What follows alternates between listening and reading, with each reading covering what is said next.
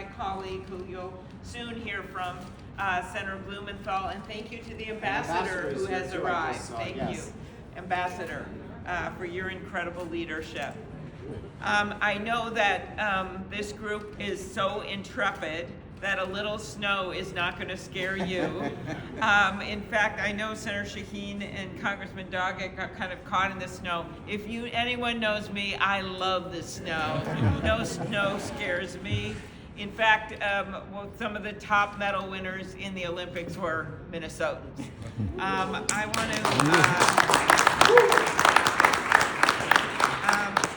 want to thank you. You have no idea how much this means to me. It means so much to me because every time I think of these kids and think of the brave Ukrainian people, I think about the fact that we cannot let them down. That we have a commitment to democracy, but we also have a commitment to the good in people, and they show that every single day. Tomorrow marks 4 years since Russia invaded Ukraine, and it's been more than a decade since the first invasion in 2014. And I actually went back at that time period as well with Senator McCain and Senator Graham to visit back then. And that is just the beginning of the resilience that I've seen.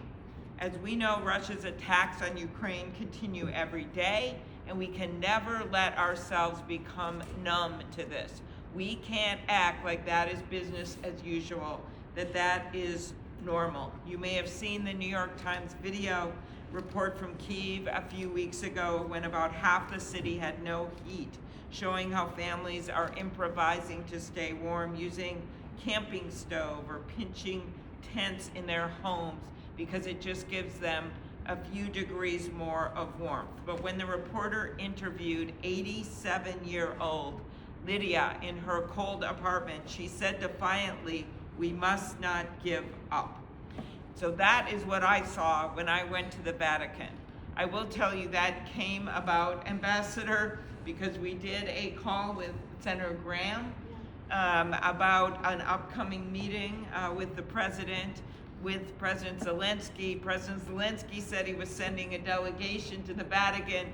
Lindsey Graham, in his inimitable way, said, "Can we go?" And I don't think anyone else was listening but me, but I'm like, okay.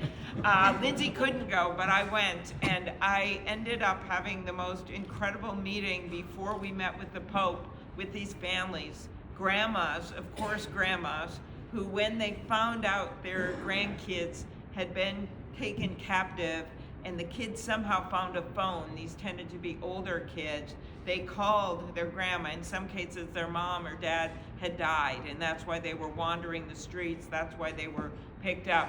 And those grandmas did not think twice. They crossed into whatever line they had to go through and found those kids. But there are so many that have not been found.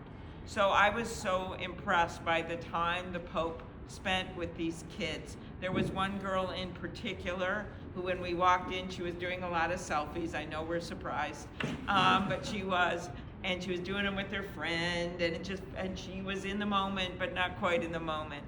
To see her start to cry when the Pope gave her this rosary was something I'm never going to forget for the rest of my life, because he listened to their stories. He also gave me a rosary, which was really a positive for me with my Catholic in-laws at Thanksgiving. Okay, let us admit.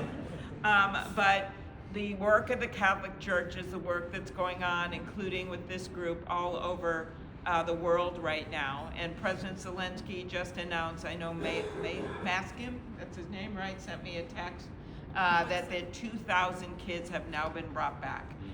This is a good thing. Part of the reason that Senator Grassley and I led the effort to get the funding for that Yale lab to keep tracking them, and we were successful in the defense bill. I want to thank Rob from my staff back there who's done such a good job, was with the State Department before joining our office. But we know that's also, as good as that is, that the kids came back. We know there are so many kids that still remain. So I do accept this award for the work that's been done, but I mostly accept it for the work that needs to be done. because the Ukrainians have stood up with their bright blue and yellow. They have shown the world what courage means, and we must continue to stand with all of you. Thank you very much.